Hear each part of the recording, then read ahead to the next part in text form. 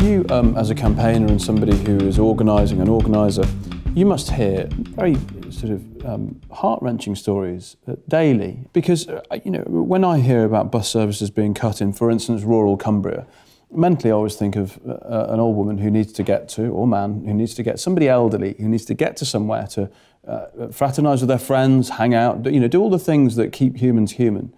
You must deal with this on a regular basis. And a wide range of stories. So there'll be the older person who is now cut off, not able to get to the shops, see friends, is becoming lonely. But there's also at the other end of the spectrum, younger people cut off from education, further education, colleges becoming further apart, so it's harder for them to reach. But the worst of all is people who find out their bus service isn't going to running and that's the only way they can get to work. I've had stories of people who their route's gone and they've given up their jobs.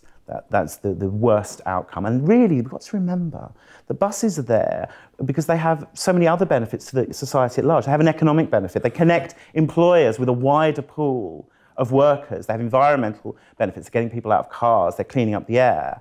And it's very short-sighted when we cut these routes because it isn't just about a person getting from A to B. It's also about these wider benefits to society as a whole. I want to just come back to one thing here, which is you talk about going to work. What about these people who are getting themselves either back on their feet or on their feet and having to go and claim benefits?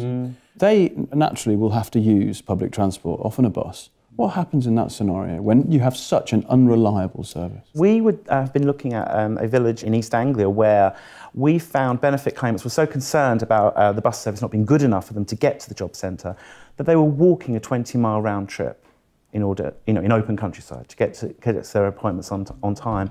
So it really is having a very bad effect on a very wide range of people in society.